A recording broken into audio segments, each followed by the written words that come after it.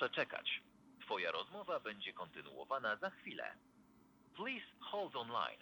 We are trying to reconnect your call.